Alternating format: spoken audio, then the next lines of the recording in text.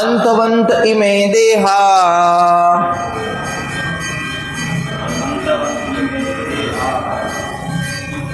नित्योक्त शरीरिण अनाशीन अप्रमेयस्य तस्मात् युद्धस्व भारत। तो बोले अंतवंत इमे देहा, क्या बता रहे? अंतवंत इमे देहा, कि अरे अर्जुन, कृष्ण क्या बता रहे हैं कि अंतवंत इमे देहा, ये देह कैसा है? अंतवंत, ये देह का क्या होगा? अंत होगा, है नो। नित्य सुप्ता शरीरणा, तो बोले जो नित्य जो है वो कौन है? जीव। युक्ता शरीरण, तो ये जो भौतिक प्रकृति के द्वारा जो शरीर दिया गया है उसका क्या होगा? अंतवंत होगा। यस, अनाशिनो प्रमेयस्य, तो इसीलिए बोल रहे हैं कि जो जिसको नापा नहीं जा सकता वो कौन है? आत्मा। तस्मात् युद्धस्व वो भारत, इसीलिए जो क्या है? अविनाशी है आत्मा, और विनाशी क्या है? शरीर। अविनाशी क्या है? आत्मा, और विनाशी क्या है? शरीर। तो बोले कि जिसको ये शरीर मिला है उसका अंत निश्चित है, उसका अंत संभव है, वो 110% उसका मृत्यु होगा। तो इसीलिए तुम क्या करो? मोह छोड़ो, चिंता छोड़ो अर्जुन, और तुम क्या करो? युद्ध करो। हाँ, तो ये क्यों बता रहे कृष्णा? क्योंकि अर्जुन ने ही कारण दिया था। क्या कारण दिया था? कि मुझे दया आ गई, मैं नहीं मारूंगा अपने परिवारजनों को। यस, तो भगवान इसलिए बता रहे हैं कि देखो तुम्हें दया आई, पर कहने का अर्थ है कि आत्मा जो है ना उसका तो नाश नहीं होता, तो तुम चाहोगे तो भी इन लोगों को मार नहीं सकोगे अर्जुन। ये देह तो ऐसे ही नश्वर है, तुम नहीं मारोगे तो समय के प्रभाव से नष्ट हो जाएगा। उससे अच्छा है कि तुम युद्ध करो और धर्म का कार्य करो, उनका अंत तो ऐसे भी होने वाला है। यस, तो कहने का अर्थ है कि इधर कृष्ण दूसरा भी बताना चाहते हैं कि भाई देखिए, एक खुशखबरी दे रहे हैं, दूसरा वास्तविकता बता रहे हैं। खुशखबरी क्या है? कि हमारा कोई भी शत्रु हो, श्रील प्रभुपाद तात्पर्य में बता रहे हैं कि हमारा कोई भी शत्रु हो हमें नहीं मार सकता, क्योंकि आत्मा अविनाशी है। आत्मा क्या है? इमोर्टल है। यस, आत्मा को कोई नहीं मार सकता। तो ये अच्छा न्यूज़ है कि हम कभी भी मरेंगे नहीं, हम शाश्वत है भगवान की तरह। यस, वो शाश्वत भगवान की सेवा के लिए ही हम शाश्वत है। हमारा शरीर जो है नाशवंत है, तो कहने का अर्थ है शरीर नाशवंत है, तो शरीर से जितनी भी चीज़ मिली है, देह से घर मिला है, परिवार मिला है, संपत्ति मिला है, अपने पास कुछ अपनी क्या बोलते हैं उपलब्धियां हैं, ये सब देह से क्या है? संबंधित है।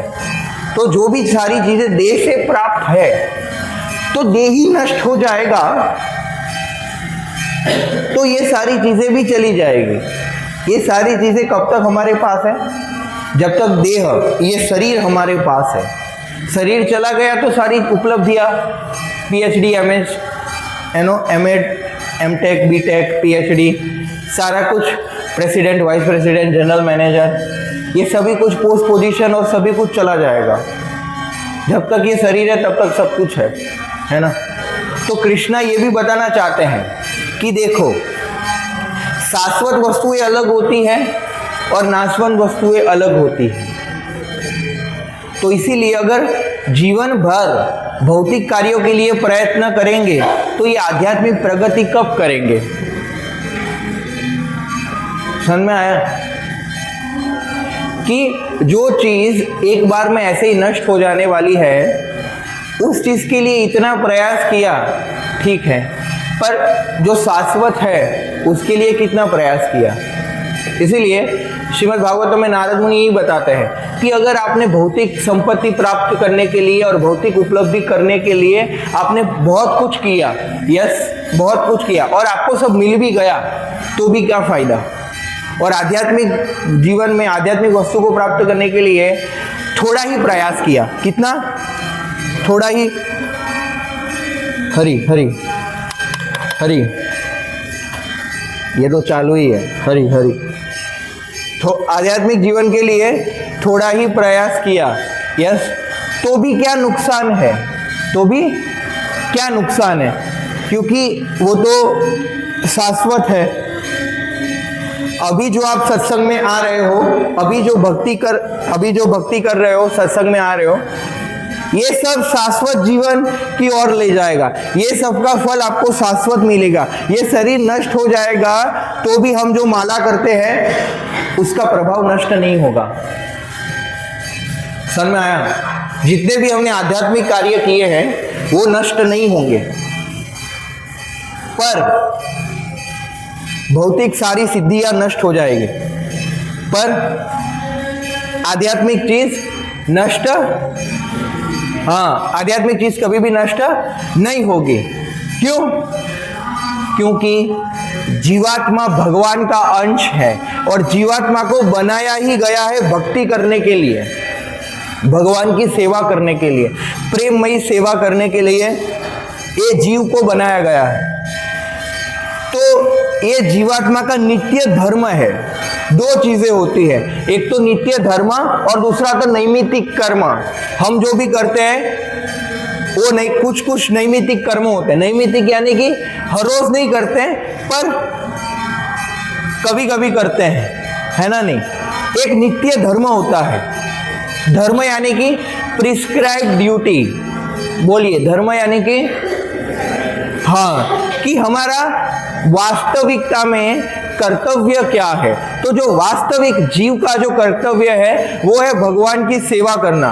तो ये शरीर भी नष्ट हो जाता है, उसको पशु का भी शरीर मिल जाता है, तो भी उसकी भक्ति ऐसी की ऐसी रहती है। वो शाश्वत समय तक कृष्णा आपको याद रखेंगे कि हाँ, हमारे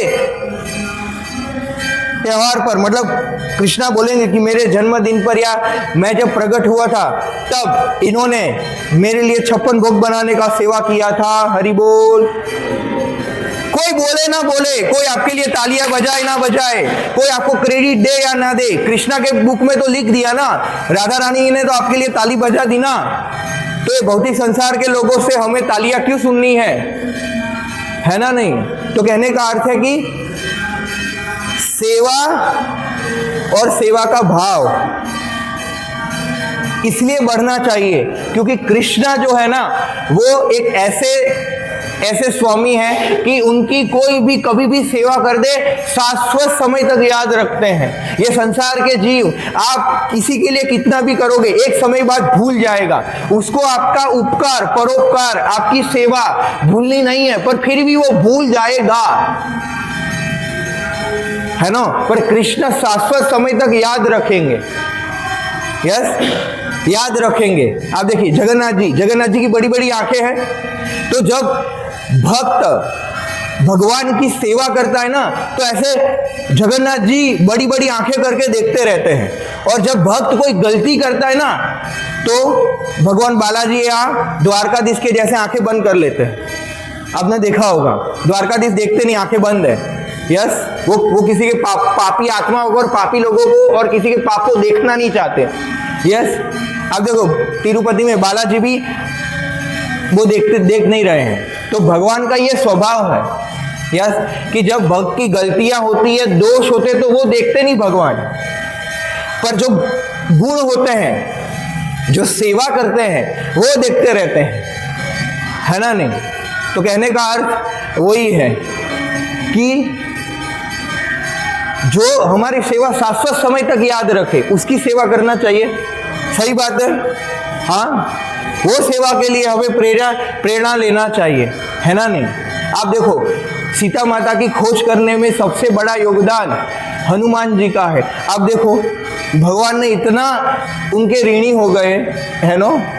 राम जी का कितना प्रेम होगा हनुमान जी से कि बोलते हैं कि हनुमान, पूरे संसार में ये जगत के स्वामी बोल रहे हैं, है नो, जो आध्यात्मिक और भौतिक जगतों के कारणों के कारण है, वो हनुमान जी को बोल रहे कि हनुमान तुमने ये सेवा किया है कि मेरे आलिंगन के अलावा मेरे पास तुम्हें देने के लिए कुछ नहीं है, इससे ज्यादा कुछ नहीं है ना नहीं। तो कहने का अर्थ है कि ये भगवान है जो हमारी सेवा को शाश्वत समय तक याद रखते हैं। और ये संसार के जीव है, हमारे बुरा मत लगाइएगा, पर ये ही हमारे परिवार के लोग हैं। यस, कभी कभी भूल जाते हैं, कभी कभी पति को सहन करना पड़ता है, बोलते हैं कुछ लोग आपने हमारे लिए किया ही क्या है, या और इधर से भी कुछ आवाज आती है ना नहीं। तो कहने का भाव वही है कि भाई ये संसार में ऐसा ही है। क्यों ऐसा है पता है? कारण वो नहीं है कि वो लोग हमारी सेवा भूल गए हैं, कारण ऐसा है कि हम किसी को संतुष्ट करने में असक्षम है। हम जीव है, क्या है, हमारी कुछ कैपेसिटी होती है। क्या होती है? कैपेसिटी है हमारी, हम सभी को संतुष्ट नहीं कर सकते। समझ में आ रहा है? क्योंकि हम खुद ही संतुष्ट नहीं है ना। आप ए व्यक्ति को संतुष्ट करने जाओगे, बी नाराज हो जाएगा, बी को संतुष्ट करोगे तो सी नाराज हो जाएगा, सभी को करोगे तो आप खुद अपने आप से ही नाराज हो जाओगे, आपको खुद को अपने से डिसैटिस्फैक्शन हो जाएगा। समझ में आ रहा है? तो कहने का भाव यही है कि आप चीजों को समझो कि ये संसार में हमें कोई संतुष्ट नहीं कर सकता, ना हम किसी को फुल्ली संतुष्ट कर सकते हैं। यस, केवल और केवल हम भगवान को, मतलब आप देखो कृष्णा क्या बताए, पत्रम पुष्पम फलम तोयम यो में भक्त्या प्रयश्यति। 9वें अध्याय के 28वें श्लोक में बताते हैं कृष्णा कि आप मुझे को पत्र, पुष्प, फल, तोयम यानी कि पानी, यस, ये मेरे को दो, जो भी प्रेम भक्ति से देते मैं स्वीकार करता हूं। या आजकल के लोग सोने की अंगूठी मांगते हैं, पर कृष्णा तो नहीं मांगते हैं। समझ में आ रहा है? आजकल के लोग पैसा मांगते हैं, पर कृष्णा तो क्या बोले, पत्रम, बोले यार फूल दो एक, है ना। आप कृष्णा को फूल दोगे और बोलोगे I love you Krishna, Krishna खुश हो जाएंगे। एक तुलसी का पत्ता दोगे और प्रेम से दोगे, बस प्रभु प्रसन्न हो जाएंगे। सुदामा ने क्या दिया? हाँ, क्या दिया? ये लोन वाला घर तो नहीं दिया, बट कहने का अर्थ है कि पोहे दिए, सेटिस्फाइड हो गए व्यक्ति, है ना। तो कृष्णा को संतुष्ट करना बहुत ही मतलब आसान है, या तो एक ऐसे व्यक्ति की हम सेवा करें, या ऐसे भगवान की सेवा करने का हम हमेशा हृदय में भाव रखें कि अरे ये हमारी सेवा को कभी भूलेंगे नहीं, और हम इनके सेवक हैं, हम और किसी के सेवक नहीं। क्या? क्योंकि सारी वस्तुएं उनसे संबंधित है। क्या? भगवान का एक नाम है ऋषिकेश। तो ऋषि यानी कि इंद्रिया, और केश यानी कि केशव, केशव मतलब जो स्वामी है, इंद्रियों के स्वामी कौन है? ऋषिकेश कृष्णा। तो कहने का अर्थ वही है कि भाई हमें ऐसे भगवान की सेवा करने का प्रेरणा लेना चाहिए, भाव रखना चाहिए कि जो प्रभु हमारी सेवा को अच्छे से हमें रिवॉर्ड दे सके, है ना नहीं। तो शाश्वत दो चीजें हैं, जीव शाश्वत है और हमारा और भगवान का संबंध शाश्वत है ना। तो ऐसे भगवान के साथ हमारा जो शाश्वत संबंध है, यस, वो संबंध को पुनर्स्थापित करना, हम वो संबंध को भूल गए हैं, इसीलिए भौतिक प्रकृति में फंस गए हैं और भौतिक देह हमें प्राप्त हुआ है। पर जैसे ही हम क्या करते हैं, अपनी इंद्रियों को भगवान की सेवा में लगाते हैं, ऋषिकेश ऋषिकेन ऋषिकेश सेवनम भक्ति रुच्यते उत्तमम, तो ऋषि को, इंद्रियों के स्वामी ऋषिकेश कृष्णा की सेवा में लगाते हैं, तब वो संबंध पुनः स्थापित होता है और हम अपने आप को अनुभव कर पाते हैं कि हम वो आध्यात्मिक अंश है, वो आध्यात्मिक जीव है जो भगवान से, जो शाश्वत, जो भगवान है, हम उनसे संबंधित है और वो हमारे स्वामी हैं और हम उनके शाश्वत दास हैं। तब वास्तविकता में सुख, संतुष्टि का अनुभूति होगा। या आगे बढ़ते हैं। यम एनम वेति हंतारम यश्चिन मन्यते हतम उभौ तौ न विजानितो हन्नति न हन्ययते। तो बताइए, यम एनम वेति हंतारम, जो जीवात्मा को ऐसा देखता है कि शरीर चला गया तब ये भी मर गया, ऐसा जो देखता है, तो यन मन्यते हंतम, तो वो बोल रहे हैं, कृष्ण बोल रहे हैं कि जो ऐसा मानता है कि जीवात्मा मर गया और उसे मरा हुआ समझता है, वो दोनों ही क्या है, उभौ न विजानितो, मतलब वो अज्ञानी है। क्या है?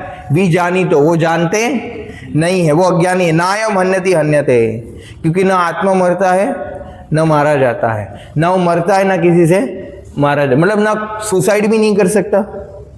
समझ आ रहा है? वो व्यक्ति ना खुद आत्मा ना सुसाइड कर सकता है ना किसी को मार सकता, अपने आप को भी मार नहीं सकता, दूसरा व्यक्ति भी उसे नहीं मार सकता।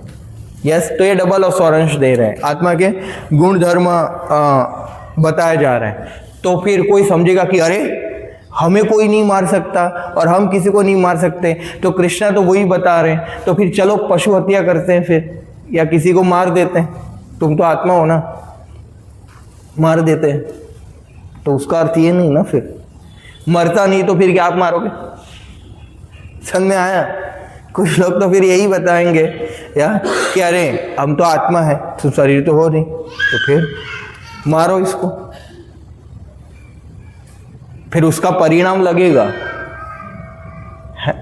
आत्मा मरता नहीं, वो सही बात है, पर आप गलत तरीके से मारोगे तो फिर कर्म लगेगा। गलत क्या, सही तरीके से मारोगे तो भी कर्म लगेगा। या अर्जुन मारेगा तो उसको कोई कर्म नहीं लगेगा, क्योंकि वो भगवान की सेवा कर रहा है, क्योंकि कृष्णा बता रहे हैं कि करो तो धर्म की स्थापना के लिए, है ना। तो हम नहीं मार सकते, हम भी धर्म की स्थापना करेंगे, आपको आज्ञा होना चाहिए। या तो कहने का अर्थ है कि हम धर्म की स्थापना करते हैं, हम पापी को नहीं मारते, पापी के अंदर के पाप की इच्छा को भक्ति नाश कर देता है ना। नहीं तो कहने का अर्थ है कि हम अहिंसा, मतलब हिंसा नहीं करना है। क्या? हिंसा नहीं करना है। यस। तो एक चीज है कि लोग मानते हैं, कुछ लोग बता दिए, आप लोग समझ जाना, नाम देंगे तो फिर से कंट्रोवर्सी हो जाता है। देखिए, कुछ धर्म के गुण होते हैं। क्या होते हैं? जो धर्म का पालन करते हैं ना, कुछ उनके गुण होते हैं। सहिष्णु होते हैं, वो विनम्र होते हैं, हिंसा नहीं करते, अहिंसा का पालन करते हैं। समझ आ रहा है? या तो ये गुण कोई धर्म नहीं है। समझ में आ रहा है? वो धर्म पालन करने वाले के गुण है। या सहिष्णुता कोई धर्म नहीं है, वो धर्म पालन करने वाले का गुण है। विनम्रता कोई धर्म नहीं है। समझ में आ रहा है? वो एक धर्म पालन करने वाले के गुण है। तो ऐसे ही अहिंसा कोई धर्म नहीं है, पर क्या है? धर्म पालन करने वाले का गुण है। समझ में आ रहा है?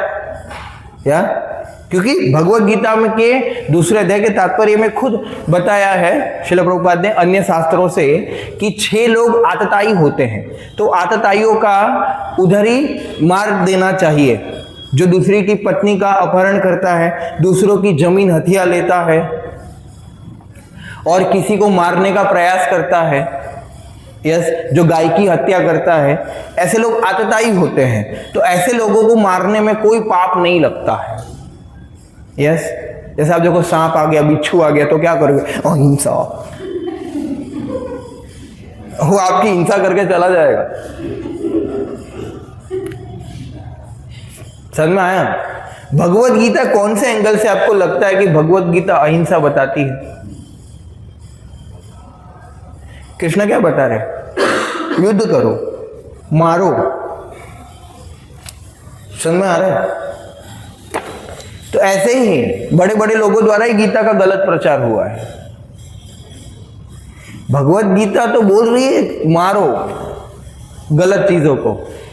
यस, तो कहने का अर्थ है कि भाई नेसेसरी हिंसा तो अनिवार्य है, अननेसेसरी हिंसा अनिवार्य नहीं है, है ना? नहीं, अगर कोई गलत कर रहा हो, क्या जैसे पुलिस किसी को मारती है तो वो क्या करती है? जो गलत कर रहा है उसको तो मार खाना ही होता है, तभी तो वो सुधरेगा, है ना? नहीं, क्योंकि लातों के भूत होते हैं, वो डंडों की भाषा समझते हैं, क्या? तो कहने का अर्थ है कि भाई ऐसे गलत फहमी में नहीं रहना चाहिए। 20वां, न जायते म्रियते वा कदाचित्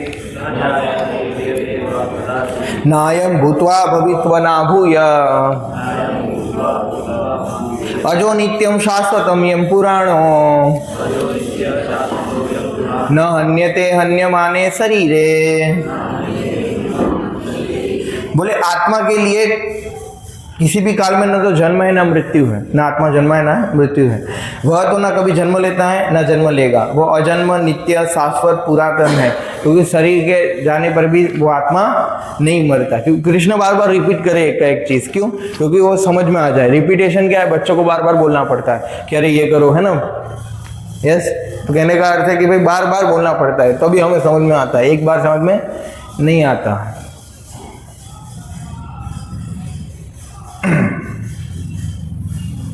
तो आत्मा का ज्ञान कृष्ण वही इसलिए बता रहे कि भी आत्मा के ज्ञान से क्या होगा कि हम कभी भी क्या नहीं होंगे? निराश नहीं होंगे, हम हताश नहीं होंगे, हम दुखी नहीं होंगे। हाँ, समझ में आ रहा है? कि आप देखो, जैसे किसी का बहुत मोटा शरीर है, जस्ट खाली उदाहरण की ओर, तो वो क्या सोचेगा कि अरे मुझे सब मोटा मोटा चिल्लाते हैं या चिढ़ाते हैं, तो उसको ज्यादा दुखी होने की आवश्यकता है नहीं, क्योंकि वो जिसको मोटा बोल रहे हैं वो तो है ही नहीं। अगर कोई काला है तो उसको जरूरत ही नहीं है दुखी होने, क्योंकि वो काला है ही नहीं, वो तो उसका शरीर काला है। समझ में आ रहा है? तो अगर हमारे शरीर में कोई कमी है तो कहने का अर्थ वो तो शरीर की कमी है, हमारी कमी नहीं है। आत्मा तो परिपूर्ण है। यस, तो इसलिए शरीर के जो दुख है वो भी क्षणिक है, क्योंकि शरीर खुद क्षणिक है। तो आत्मा का ज्ञान समझने से बहुत ज्यादा ही लाभ होते हैं। आत्मा का ज्ञान जानने से सबसे पहले हमें समझ में आ जाता है कि भाई हमें स्वार्थी नहीं बनना चाहिए, और क्योंकि जो भी है सब थोड़े समय के लिए ही है। ये शरीर खत्म हो जाएगा तो हम भी खत्म हो जाएंगे फिर। पर क्या है, भौतिक जीव, बद्ध जीव तो ऐसे अपना प्लानिंग करता है कि जैसे वो शाश्वत जीने वाला है। करता है कि नहीं करता है ना? आज मेरा ये करूँगा, मैं वो करूँगा, है ना? पोता आए, फिर पोते का भी विवाह हो, हम सब देख के जाएं, है ना? सब ऐसे बहुत इच्छाएं रहती हैं जीवात्मा में। फिर कब टिकट कट जाए पता नहीं ना। हाँ, जैसे हमारे परिवार में और वो थे एक बड़े पापा, तो वो अमेरिका से 20 साल बाद आए थे, तो ऐसे बैठे थे, है ना? चाय मांगी घर से, तो दूसरे कमरे में बैठे थे, तो चाय देने गए तो ऐसा लगा कि भाई सो गए। 10 मिनट बाद फिर गए तो फिर भी ऐसे, तो ऐसे जगाया तो उठे नहीं। फिर डॉक्टर को बुलाया तो डॉक्टर ने बोला तो ये तो गए, चाय पीने भी नहीं रहे। तो कहने का है कि कब कहाँ, है ना? आपको पता है 4 साल, ये अभी आप रिलेट कर पाओ। 4 साल पहले हमारे मंदिर के बाजू में ना राजपथ क्लब, तो उधर क्या है कि ऐसे गरबा का वो क्लासेस चलता है ऐसे गरबा सीखने के लिए, है ना। तो एक ये रियल घटना है, एक लेडी सीख के जा रहे थे रात को 11 साढ़े 11 बजे, तो वो क्या सर्विस रोड है थोड़ा, तो उधर से एक ट्रक आ रहा था, तो वो ट्रक से माता जी का एक्सीडेंट हो गया नवरात्रि से पहले ही। गरबा सीख के जा रहे थे, अप्लाई नहीं कर पाए, यस स्टेप्स उधर ही रह गए। अब मतलब कुछ भी वो तो कभी भी किसी का भी हो सकता है ना। हम सुनते हैं कल तो देखा था, अरे नहीं रहे, है ना। हमने गुजरात में भी देखा है, गुजराती परिवार में मतलब ऐसे सब होता है तो ऐसा सब बात करते हैं। सीधा सादा बिचारा होता हूँ ना, चा पीने गया था, खबर नहीं शू थयु तो पाछा ज ना आया। समझ में आया? मतलब कहने का कि सब बातें करते नहीं, बातें करती ना, कैसे गए, क्या हुआ था, अच्छे थे, किसी को कुछ बोला बुरा नहीं बोलते थे, चले गए। क्या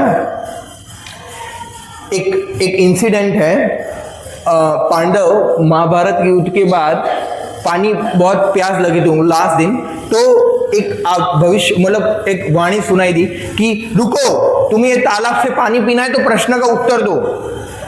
तो नकुल भीम ये सब सुने नहीं, पी लिए, बोले नहीं बोलोगे तो मर जाओगे, तो सब हरि बोल हो गया सबका। युधिष्ठिर महाराज बहुत समझदार थे, तो युधिष्ठिर को बोले क्या प्रश्न है, बोले कि ये दुनिया में सबसे बड़ा आश्चर्य क्या है।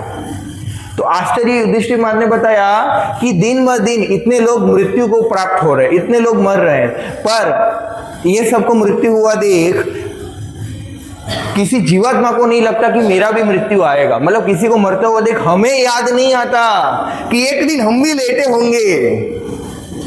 और परिवार जब इकट्ठा होते हैं तो क्या होता है, क्या होता है, जल्दी जल्दी काटो, जल्दी जल्दी काटो, जल्दी जल्दी निकालो, मतलब लेट हो रहा है। मैंने देखा है ना, वो बेचारे का इतना भी वैल्यू नहीं रहता, चलो चलो जल्दी जल्दी, फिर काम धंधे पे लगना है।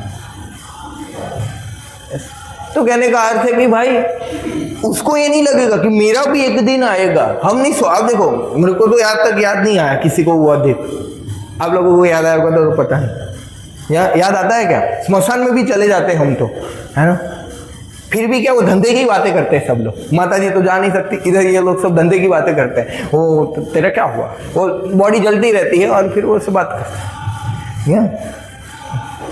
पर वास्तविकता है कि हमारे भी एक बारी आएगा, हम भी जाएंगे। आपको बताया जाए कि अगर आपने कभी देखा जैसे किसी का वापस से रिटायरमेंट होने वाला हो, या फिर उसके लास्ट 1-2 दिन बचे हो, या फिर कोई सोसाइटी में हम घर चेंज कर रहे हो, तो हमारा क्या भाव हो जाता है, चलो ना छोड़ो ना, कौन झगड़े, जाना ही है ना ऐसे, या तो कैसा भाव हो जाता है। तो वास्तविकता में हमें जाना है, तो कैसे जिएंगे हम, कैसे हम डील करेंगे सबके साथ, या कि चलो चलो कोई बात नहीं। आगे बढ़ते हैं। वेद विनाशिम वेदा विनाशिनम नित्यम यम एनम जम अव्ययम कथम संपुरुषम पार्थम कम घातयति हंतिम किम। वही भगवान फिर से बता रहे कौन मार सकता है, क्या है, वो है, बार बार रिपीट कर रहे हैं। यस, फिर बता रहे वासांसि जीर्णानि यथा विहाय नवानि गृहाणि नरोपराणि तथा शरीराणि विहाय जीर्णानि न संचयति नवानि देहि। बोले कि जिस प्रकार मनुष्य पुराने वस्त्र त्याग कर नए वस्त्र धारण करता है, उसी प्रकार आत्मा पुराने शरीर को त्याग करके क्या करते हैं, नए शरीर में प्रवेश करती है। तो उसके लिए शोक क्यों कर रहे हो अर्जुन? यस, ते कृष्ण पूरा प्रक्रिया बता रहे हैं। यस, और आत्मा एक शरीर से दूसरे शरीर में जाती है, तो इससे आप देखो बहुत सारे सिद्धांत क्लियर होते हैं। सबसे पहले रीइंकार्नेशन का, क्या रीइंकार्नेशन मतलब पुनर्जन्म। तो क्या है पुनर्जन्म? सही बात है ना नहीं, कि पुनर्जन्म होता है। तो पुनर्जन्म किस आधार पर होता है? पिछले जन्म के कर्मों के आधार पर होता है। पिछले जन्म में हमने जो भी किया वो इस शरीर में, इस जन्म में हमें मिलेगा। यस, वरना कोई अमीर, कोई धनाढ्य परिवार में किसी का जन्म होता है, किसी का गरीब परिवार में जन्म होता है। कोई सुंदर दिखता है तो कोई सुंदर नहीं दिखता है, कोई ज्यादा बुद्धिमान होता है, कोई कम बुद्धिमान होता है। तो ये किस आधार पर, ये कौन नक्की करता है? ये कि हम नक्की करते हैं क्या? हमारा फेस कट आपको पूछा गया था क्या गर्भ में? कौन दो, ये 5 ऑप्शन है, कैसा मुंह देखोगे तुम्हारा? ये चाहिए, ये चाहिए, ये चाहिए? नहीं। बोलो कौन से माँ बाप चाहिए? ये 10 लोग हैं, चूज करो तुम। नहीं ना? हाँ, हम क्या चूज कर सकते हैं? अपना जीवन साथी चूज कर सकते हैं, कौन से घर में रहना है वो चूज कर सकते हैं, कौन से स्कूल कॉलेज में जाना है, कहाँ काम करना है वो चूज कर सकते हैं। बाकी तो हम अपना शरीर, फेस कट, ये सब चूज नहीं कर सकते। वो सब तो प्रकृति के द्वारा दिया गया। तो किस आधार पर दिया गया कि ये लेबर के घर में डालो, इसको अंबानी के घर डालो? किसने नक्की किया? कर्मों के आधार पर नक्की किया। तो ये जन्म आपके अगले जन्म पर आधारित है। हाँ, लास्ट टॉपिक पढ़ा ना लास्ट टाइम, अच्छे लोगों के साथ बुरा क्यों होता है? उसमें आया था ना कि भाई कर्मों के जो बंधन है या कर्मों के जो रिएक्शंस है वो ये जन्म के नहीं है। क्या है?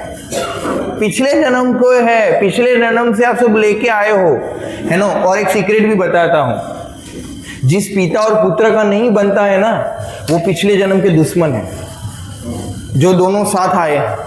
और जो पिता और पुत्र का बनता है वो मित्र है। पति पत्नी में भी ऐसा होता है, आप चिंता मत करो, है ना। जहां बनता है वो पिछले जन्म के मित्र है, और जहां नहीं बनता है वो पिछले जन्म के शत्रु है। मतलब कर्म का तो इतना जबरदस्त गति है कि आपने किसी का 1 रुपया भी उधार लिया है ना, वो चुकाने के लिए आपको दूसरा जन्म लेना पड़ेगा। बहुत जबरदस्त है ये कर्मों का सिद्धांत, किसी को भी छोड़ा नहीं जाता है इधर, या बहुत सूक्ष्म है। मतलब इसको समझना, है ना नहीं।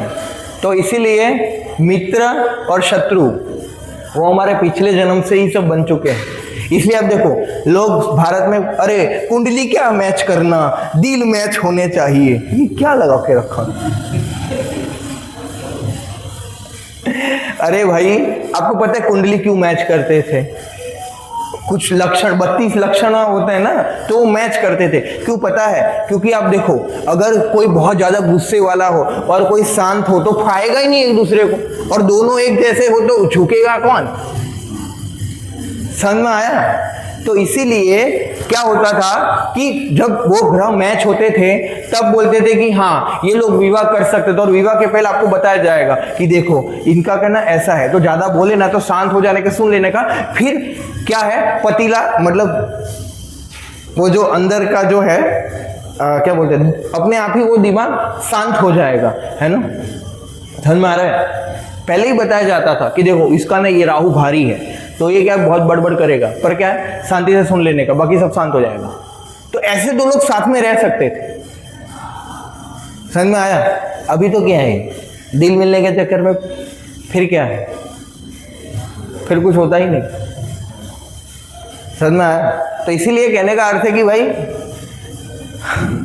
थोड़ा लॉजिक होता है, क्योंकि ज्योतिष शास्त्र सही है। हाँ, गलत ज्योतिष आ गए वो अलग बात है, बाकी ज्योतिष क्या है, वो सूर्य और चंद्र भगवान की आंखें हैं, है ना। तो उसका अर्थ ये नहीं कि हम कल से दिखाएं, वो आता है ना AI एस्ट्रोलॉजर, तो अभी जो हो गया वो हो गया, उसको सुधारो मत। पर कहने का अर्थ है कि भाई जस्ट खाली ज्ञान के लिए बता रहा हूं, पर उसके जो सॉल्यूशन होते हैं ना वो भी कोई अप्लाई करने जैसे नहीं होते हैं। हमें आ रहा है क्या, अरे आपका सूर्य भारी है तो क्या करो, अंगूठी पहनो। ऐसे तो हमें भी थोड़ा थोड़ा आता है, बट कहने का अर्थ है कि हम भक्ति युक्त सॉल्यूशन देते हैं, या समझ में आया कि अरे आप क्या करो, अब 4 अंगूठियां पहनो और इसको जल चढ़ाना फिर, या ऐसा नहीं, मंगलवार को लाल कपड़े पहनो, लाल, भैंसा पीछे पड़ेगा।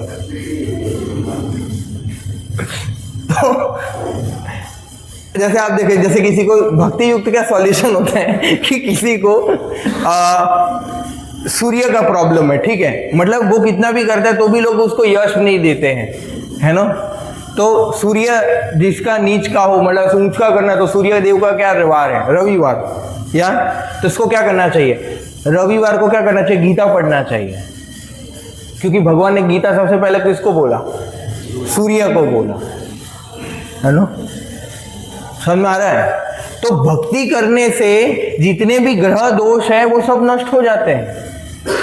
हम ताली बजाते ना, हम आए तो सब ताली बजा रहे थे ना, हालांकि कीर्तन सुनाई नहीं दे रहा था, पर बस खाली ताली बजा रहे थे सब लोग, पर फिर भी कीर्तन में ताली बजा रहे थे, या तो इसलिए इससे क्या, हाँ, रेखाएं बदल जाती है, समझ रहे आप। कुछ लोग दूसरी ताली बजाते हैं ऐसे भी ताली बजाना है, तो इस कीर्तन में ताली बजाओ। समझ में आया, क्या करो, कीर्तन में ताली बजाओ,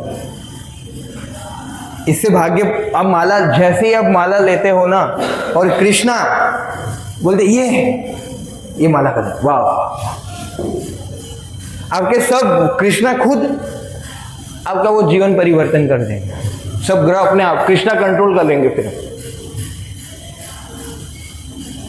राजा नियम बदल सकता है ना, जैसे आज भी नियम है, देश के राष्ट्रपति चाहे तो किसी भी कैदी की सजा कम करवा सकते हैं, ये संविधान में नियम है ना। तो जब हम कृष्णा का फेवर मिलता है तो कृष्णा भी थोड़ा कर लेंगे, ठीक है, हो गया, या तो कहने का अर्थ वही है कि भक्ति करने से समस्या जाती नहीं है, पर समस्या का समाधान मिलता है और समस्या को सहन करने की शक्ति प्राप्त होती है। हम ये नहीं बताते कि भक्ति करोगे तो जीवन में समस्या नहीं आएगी। कुछ लोग आते हैं सत्संग में, क्या, हाँ हम तो कीर्तन करेंगे, गीता पढ़ेंगे, राम राम करेंगे, तो क्या होगा, सब समस्या चली जाएगी, है ना। नहीं, समस्या आएगी, पर वो समस्या सहन करने की शक्ति मिलेगा। आप नहीं भी कर रहे होगे तो भी समस्या आएगी, पर इसमें क्या है, समस्या सहन करने की शक्ति मिलेगी और आप हंसते हंसते कट जाए रास्ते, गाते गाते करोगे। अच्छा, समझ में आया। क्योंकि कृष्णा खुद ये संसार में आए तो उनको खुद को समस्या होती है ना, हमारी क्या बात करें। जिन्होंने संसार बनाया, प्रभु आए, वनवास जाना पड़ा, समझ में आया। भगवान को खुद आके दुख भुगतना पड़ता है, इधर सीता माता का वियोग सहन करना पड़ता है, क्या करेंगे। तो संसार का डिजाइन ही ऐसे किया गया है, क्रिएटर खुद बेचारा रोता है, या तो जिन्होंने बनाया वो खुद दुखी है, तो हम कौन सा सुखी हो जाएंगे, या तो खुश रहो। हमारे पास क्या नहीं है वो मत देखो, क्या है वो उससे खुश रहो, है ना। समस्या सबके पास है, यस, पर खाली देख लो यार, इधर ये कृष्णा है, आओ बस हो गया, हरे कृष्ण, या बाकी सब भगवान देख लेंगे, इतना क्या चिंता करना चाहिए। जो होगा होगा, नहीं होगा तो नहीं होगा, नहीं है तो नहीं है, क्या फांसी लगाएगा, तो इतना क्यों टेंशन लेना। आधा तो हम दिखावे में हमारा जीवन चला जाता है, हाँ, क्या सोचेंगे लोग। हाँ, लोग नए कपड़े पहनते हैं अपने लिए नहीं, बाजू वाला गाड़ी लेते हैं अपने लिए नहीं। मैं एंट्री करूंगा, हमारा परिवार एंट्री करेगा तो कैसा लगेगा, देखो है आपके पास है। ये मानसिक रूप से लोग संतुष्ट होते हैं, फिर क्या करते हैं लोग, दो तरीके से बोलेंगे, आए बड़े कलर करने जो नहीं होगा वो अंगूर खट्टे करके आपको ऐसे ही निंदा करेंगे, समझ रहे आप। और तो क्या करेंगे, तो दिखावटी और बनावटी खुशियां क्षणिक होती है, क्षणिक होती है कि नहीं, यस। पर वास्तविकता में अभिमान ना करके स्वाभाविक जो है वो है, बस सरल बने रहना कितना अच्छा लगता है ना। तो जितना आप लोग सरल बनोगे उतना खुश रहोगे। या तो बाकी आत्मा है, आत्मा का ज्ञान लिया हमने, बस ठीक है। यस, कि हम वो भगवान से संबंधित है, उनकी सेवा करते रहो। बाकी एक ना एक दिन शरीर ऐसे भी छूट जाएगा। यस, तो किसी का गलत क्यों करना, अपने अधिकार में जितना है। ईशोपनिषद का पहला ही श्लोक है, ईशावासम इदम सर्वम। यस, कि सब क्या है, भगवान का है। उन्होंने हमें आईसीओ बनाया है। क्या बनाया है, क्या बनाया है, आईसीओ, इन केयर ऑफ। हम क्या है, इंचार्ज है। क्या है, ओनर नहीं है, हम क्या है, इंचार्ज है। यस, आपको जो घर दिया गया है वो आप उसके केयर टेकर हो, आपका है नहीं वो। हाँ, अल्टीमेटली भागवत में भूमि देवी बताती है कि देखो बहुत सारे राजा आ गए, बहुत सारे बड़े बड़े लोग आ गए, क्लेम करते थे कि ये मेरा जगह है, मैं इधर का राजा हूं। एक दिन आया वो चल बसे,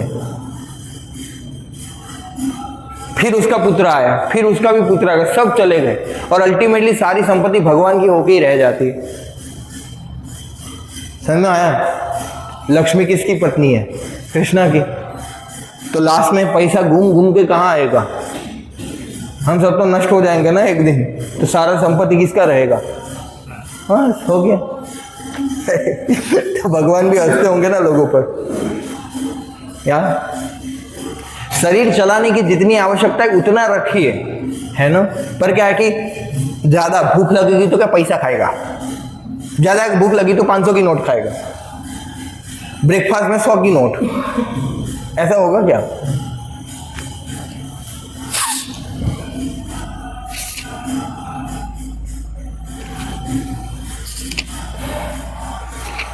यस, तो कहने का अर्थ है कि आप देखिए 23वां, 24वां, 25वां ये श्लोक, 26वां यही बताया जा रहा है, 27वां भी यही है। यस, 28वां बार बार यही बता रहे कि शोक क्यों कर रहे तुम। 29वां श्लोक देखिए,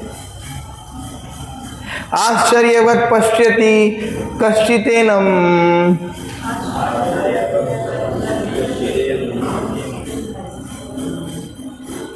आश्चर्य वदन्ति तथा एव चान्यः, आश्चर्यं वच्च एनम् अन्य शृणोति, श्रुत्वापि एनं वेदं न चैव कश्चित्।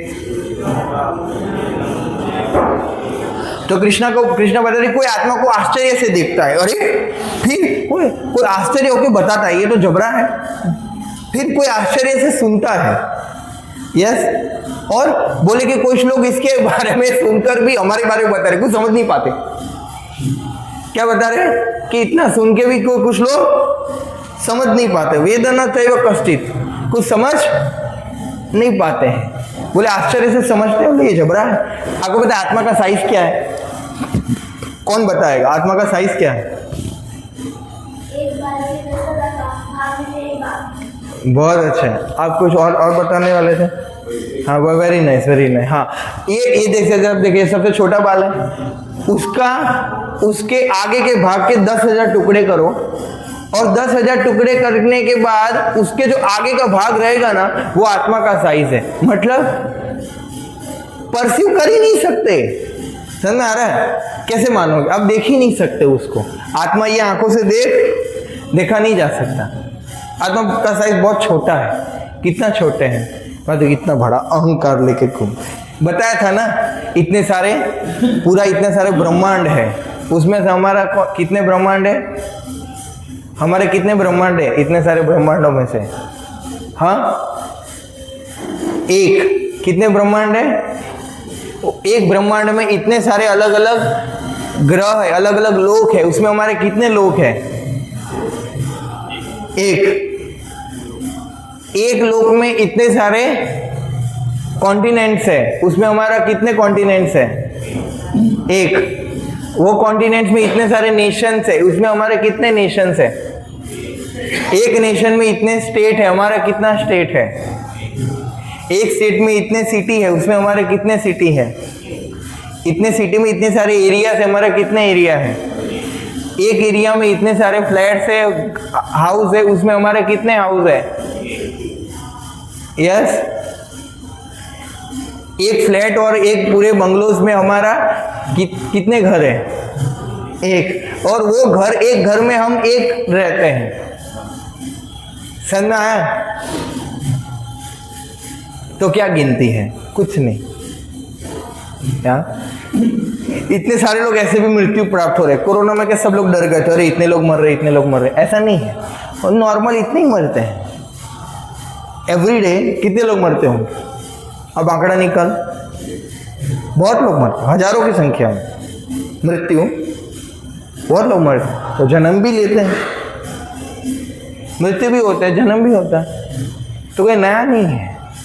मृत्यु तो चलता रहता है, वो तो खाली आपको दिखा कि ओ हो ऐसा हुआ। प्लेन क्रैश में 270 लोग चले गए। अरे 270 लोग तो ऐसे ही जाते रहते हैं एकदम।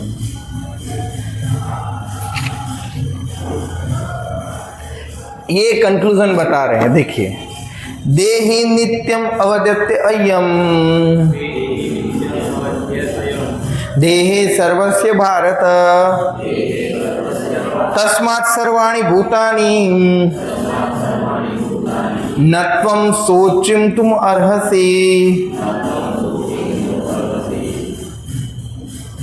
बता रहे, हे भरतवंशी, शरीर में रहने वाले का कभी भी वध नहीं किया जा सकता, अतः तुम्हें किसी भी जीव के लिए शोक करने की आवश्यकता नहीं है। तो लेकिन तुम शोक ही क्यों करते हो यार?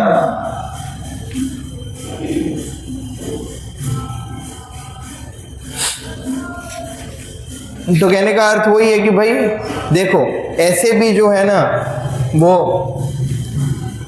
कुछ होने नहीं वाला है। तो अर्जुन को बता रहे कि तुम शोक मत करो।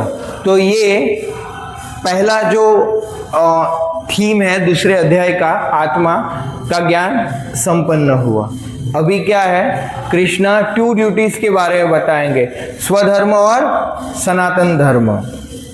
यस, दूसरा सेक्शन चालू हो रहा है। स्वधर्मपि चावेक्ष्य न विक्रमतु अर्हसे धर्माद्यादि धर्मात् हि युद्धात् श्रेय अन्य क्षत्रियस्य न विद्यते। बोले क्षत्रिय होने के नाते अपने विशिष्ट धर्म का विचार करते हुए तुम्हें जानना चाहिए कि धर्म के लिए युद्ध करने से बढ़कर तुम्हारे लिए अन्य कोई कार्य नहीं है, अतः तुम संकोच करने की आवश्यकता नहीं। बोले देखो, अभी कर्म के अनुसार समझा रहे कि देखो अर्जुन, तुम्हारा जो स्वधर्म है वो है तुम क्षत्रिय हो और तुम्हारा स्वभाव भी वही है। तो अभी मैंने तुम्हें अपना स्वरूप भी बताया कि तुम आत्मा हो। तो कहने का अर्थ है, अर्जुन को बता रहे हैं, मतलब कृष्णा, कि देखो श्रेष्ठ तुम्हारा क्या है कि तुम्हें तुम्हारे धर्म का, तुम्हारा कर्तव्य का पालन करना चाहिए। पहले तो बता रहे कि ये तो क्षणिक है, ऐसे भी मर जाएंगे। दूसरा कृष्णा बता रहे हैं कि देखो भाई, तुम्हारा कर्तव्य भी यही कहता है, मैं कुछ नया नहीं कह रहा हूँ। क्या कर रहा है? बोले कि तुम्हारा कर्तव्य भी यही है, तुम्हारा प्रिस्क्राइब ड्यूटी अर्जुन यही है, युद्ध करना। क्या बात करते हो? फिर आगे बता रहे 32वें श्लोक में, यदश्चया चोपपन्नम स्वर्गद्वारमपावृतम सुखिना क्षत्रिय पार्थ लभन्ते युद्ध ईदिशम। तो भगवान बता रहे कि यदच्छया, कि पार्थ, कितने क्षत्रिय सुखी है पता है? जो अपना धर्म, अपना नियत कर्तव्य, अपना नियत कर्म करते करते जिन्होंने अपने प्राणों का बलिदान दे दिया। अर्जुन, हो सकता है कि वो ऐसा सोचे कि अरे पर मैं मारा जाऊंगा तो अच्छा है ना। बोले कि तुम्हारा कर्तव्य है, तुम्हारा धर्म है, धर्म के लिए तुम मर भी जाओगे तो तुम भी स्वर्ग के द्वार तुम्हें खुल जाएंगे। पहले जितने भी लोग राज्य की रक्षा करते थे और उनके प्राण दे देते थे तो उनको क्या मिलता था? स्वर्ग मिलता था। और जीत गए तो यश मिलता था, और मर गए तो क्या मिलता था? स्वर्ग। बोले उच्च लोक में तुम्हारा गति होगा। समझ में आ रहा है? इसलिए अब देखो, ये जो वर्णाश्रम सिस्टम है, क्षत्रिय ब्राह्मण वैश्य शूद्र, वो अपने अपने नियत कर्तव्य करते हैं। यस। तो आज नियत कर्तव्य भी लोग नहीं करना चाहते, अपने मतलब अपने कर्तव्य से पतन हो चुके, वो अपने कर्तव्य समझते ही नहीं कि हमारा कर्तव्य है। क्योंकि इधर कृष्णा एक सिद्धांत प्रतिपादित कर रहे हैं कि खुद का जो धर्म होता है ना वो प्राणों से बढ़कर होता है। समझ में आ रहा है? मतलब पहले आप देखेंगे, आप सबने सुना मतलब होगा कि बहुत बड़े बड़े क्षत्रिय कुल हो गए, उसमें कुछ लोग जब युद्ध हो जाए ना तो जो महल का द्वार है वो शत्रु सेना को रोकने के लिए उनका पूरे पीढ़िया का पीढ़ी क्या सेवा करती है कि जब युद्ध हो जाए ना तो द्वार से किसी शत्रु को प्रवेश नहीं करने देंगे, मतलब खुद बीच में आ जाएंगे और उसको मार के वो लोग जाएंगे, पर कोई अंदर नहीं जा पाएगा। अभी तो लोग भाग जाते हैं, हाँ वो सिक्योरिटी, उसको सिक्योरिटी अकेले ऐसे दो मारते हैं तो गिर जाता है, वो क्या रक्षा करेगा? समझ में आया? तो आजकल जो भी एजुकेशन दिया जा रहा है वो शुद्र एजुकेशन दिया जा रहा है। मतलब कहने का अर्थ है कि ये एजुकेशन ने अपना एक पर्पस बना दिया कि हम लेबर क्रिएट करेंगे। क्या लेबर क्रिएट करेंगे? लेबर बना रहे हैं लोग, क्या बस वो मशीन चलाने के लिए एक लेबरों को भरा जा रहा है, पर किसी को ये पर्सपेक्टिव नहीं दिया जा रहा है कि देखो तुम्हारा कर्तव्य है। जैसे आप देखो हमारी आर्मी में, भारतीय सेना में ये भरा जाता है कि मर जाना है पर दुश्मन को अंदर नहीं आने देना है। तो कहने का अर्थ है ऐसे जो इंटीग्रिटी है, ऐसा जो वो कन्विक्शन है कि भाई तुम्हें तुम्हारा ये कर्तव्य करना है, तुम ये हो। यस, कितने लॉयल लोग हुआ करते थे पहले। आप देखो ना, वो है ना महाराणा प्रताप के पिता उदय सिंह की जो सरवण थी पन्नाधाई, उन्होंने क्या किया? अपने बेटे को बलि चढ़ा दी, हाँ, महाराजों के वंश को बचाने के लिए। ये कर्तव्य निष्ठा होता है, ये परायणता होता है, ये रियल एजुकेशन है। अब देखो ऐसे कौन लोग, कितना बड़ा त्याग किया।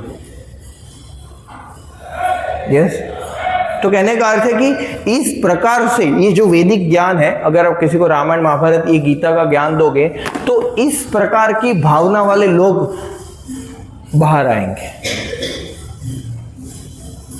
अंग्रेजों ने यही देखा कि इनका जो वैदिक कल्चर है, इनकी जो शिक्षा है बहुत पावरफुल है, तो बेस ही तोड़ दिया ना। गीता रामायण का जो बेस था वही तोड़ दिया। फिर क्या मशीन पढ़ा है, ABCD पढ़ा है? फिर बोल रहे हैं अरे स्कूल में ये हो रहा है, वो हो रहा है, बच्चे ये कर रहे हो। कहाँ से वैल्यूज? आपने वैल्यू जो एथिक्स है, मोरल से, वो तो इधर से आएंगे ना, स्टोरी पढ़ाने से थोड़ी आएंगे। या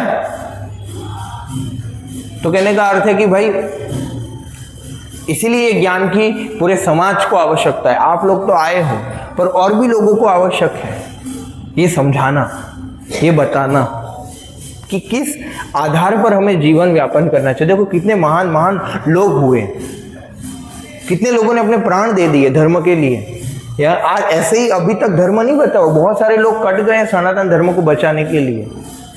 हाँ, अब देखो ना, जैसे राम मंदिर बना, इतिहास देखो कितने सारे लोगों ने वीडियो बनाए, हजारों के हजारों लोग मारे गए मंदिर बनाने के लिए, तो आज बना है। हाँ, कितने लोग, वृंदावन में जब औरंगजेब ने अटैक किया था तो सारे ओरिजिनल विग्रह जयपुर में आ गए, तो वृंदावन से जयपुर लाने के लिए बहुत सारे लोगों ने अपने प्राण न्यौछावर कर दिए, बहुत सारे लोग मंदिर बचाने के लिए लड़े। ऐसे ही नहीं बचाए, आज भी लोग लड़ रहे हैं। या तो कहने का है कि भाई त्याग और समर्पण ये धर्म के लिए एक मतलब धर्म डिमांड करता है कि अगर आपको वास्तविकता में चाहिए कि लोग धर्म के सिद्धांत पर चले, यस, और हमारा वास्तविक धर्म है कि सभी लोग वो परम भगवान की सेवा में लगे, यही हमारा धर्म है। वो सबको धर्म से क्या याद आता है? वो क्या केसर या झंडा याद आता है? वो कोई धर्म मतलब धर्म का प्रतीक है, पर धर्म क्या है? क्या बचाओगे? आप बोलोगे आप सब सनातनी हो, सनातन धर्म का पालन कर रहे हो, तो आप क्या बोलोगे? सनातन मतलब क्या? वो लाल चालना करना, टीका, क्या ये मंदिर जाना, यूं करना, हम सनातनी, स्टेटस लगाने से हो जाएगा? सनातन यानी कि शाश्वत, जो हमारा शाश्वत धर्म है, भगवान की सेवा करना, वो हमारा वास्तविकता में सनातन धर्म है, वो सनातन शिक्षा है ना? नहीं तो कहने का अर्थ है कि भाई एक ही सिद्धांत की ओर सबसे पहले जब व्यक्ति छोटा बच्चा हो तब से लेके उसको ये ज्ञान देना चाहिए कि वास्तविकता में ये जो ज्ञान दिया गया है, यही ज्ञान एक जीवन जीने का तरीका है और यही एक जीवन जीने का मार्ग है। अभी भी मैं बता रहा हूँ, इसको कोई ऐसा मत समझिए कि इधर आके सुन के चले गए, है ना। नहीं, ये जीवन जीने का तरीका है। अगर आप इस तरीके से सोचोगे तो जीवन में खुश रहोगे और अपना जीवन परिवर्तन करोगे और दूसरे का भी जीवन आप परिवर्तन करने में क्या होंगे, सक्षम। यस, तो आज इतने तक रखते हैं, समय हो गया है। हरे कृष्णा कृष्णा कृष्णा हरे हरे, हरे राम राम राम हरे हरे। किसी का कोई प्रश्न है? हो गया? हाँ, प्रश्न पूछिए। जैसे कि प्रभु जी अर्जुन को कृष्ण ने बताया तुम्हारा कर्तव्य है क्षत्रिय युद्ध करो। अब आज की तारीख में तो ऐसा वर्ण तो रहा नहीं, क्षत्रिय वैश्य करो। तो हमें क्या समझना है, हमारा क्या कर्तव्य है? क्योंकि हर कोई एक ही काम करता है, उठ रहा है, ऑफिस जा रहा है, आ रहा है, परिवार का पालन कर रहा है, कोई डिफेंस में है, कोई बॉर्डर पे है। हाँ, हमारा क्या है? एक्चुअली कैसा है कि अभी तो वर्णाश्रम सिस्टम ब्रेकआउट हो चुका है, तो इसीलिए हमारा एक ही कर्तव्य है कि सबसे पहले हम भगवान की सेवा में लगे, ये एक कर्तव्य है। दूसरा है कि मन कर्म वचन से हम सेवा करने का प्रयत्न करें। जैसे कोई व्यक्ति है वो बिजनेस करता है तो उसका जो प्रोफेशन है उसको भी भगवान की सेवा में लगाएं। प्रोफेशन भगवान की सेवा में लगाया ना, यानी कि उसके जो स्किल्स टैलेंट है उसको सेवा में। जैसे क्षत्रिय मतलब वो बेटिक पर्टिकुलरली वर्णाश्रम, ये क्या है, ये स्वभाव है। क्षत्रिय यानी कि लीडरशिप, मैनेजमेंट, ब्राह्मण यानी कि एजुकेशन, वैश्य यानी कि क्या, बिजनेस, यस प्रॉफिट, और शूद्र यानी क्या, असिस्टेंस। तो ये नेचर है, तो हमें अपना नेचर आइडेंटिफाई करना पड़ेगा कि हम लीडर्स है, लीडरशिप क्वालिटी है कि जहाँ जाएंगे हम मैनेजमेंट करने लगेंगे, ये करने लगेंगे। वो बाय डिफॉल्ट एक लीडर होता है। लीडर क्या, जहाँ जाता है नहीं, कुछ लोग ट्रैफिक होता है तो नेचुरली कुछ वॉलंटियर्स बाहर आते हैं, बोले आप इधर लो, आप इधर लो। तो ये क्या, क्षत्रिय स्पिरिट के। ब्राह्मण क्या, जहाँ जाएगा सिखाएगा सबको, जहाँ जाएगा सिखाएगा, बताएगा, पढ़ाएगा। यस, वैश्य क्या है, जहाँ जाएगा प्रॉफिट की बात करेगा।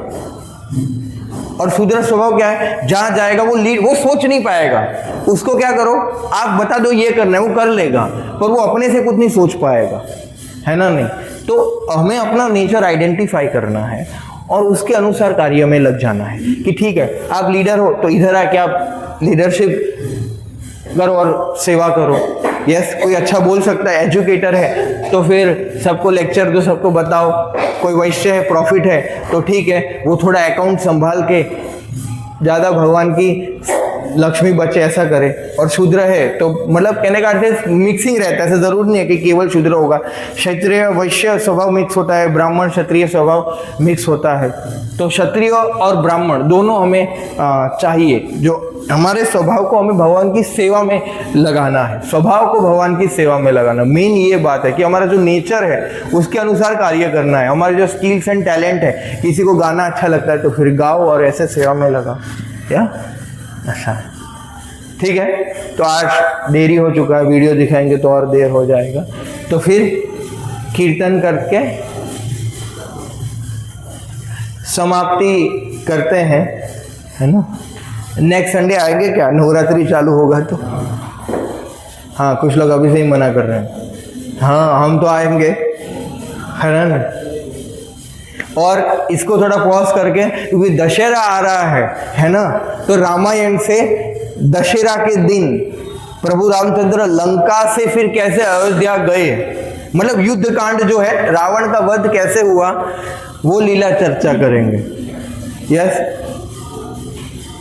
तो वो युद्ध कांड जो है दशहरा रावण का, वो वाला चर्चा करें। और रामायण सुनने से बार बार क्या, एक हृदय निर्मल, मतलब वो एक होता है ना कि जो हमारे जो हार्ड हार्टेडनेस है, मतलब हमारे अंदर जो बुराइयां है वो क्या धीरे धीरे कम होने लगती है। भगवान की कथाओं में इतना शुद्धि है, इतना पावर है ना? नहीं, मतलब कहने का अर्थ है अगर आप हृदय से सुनोगे तो ऐसे एक भाव आएंगे, ऐसा लगेगा कि वो जो बता रहे वो चित्र चल रहा है, हमारे सामने ही चल रहा है क्या, तो वो ऐसे हम कथा में प्रविष्ट कर पाएंगे क्या? तो आप सब नेक्स्ट संडे हम दशहरा स्पेशल युद्धकांड, रामायण का जो युद्धकांड है वो चर्चा करेंगे, दशहरा स्पेशल या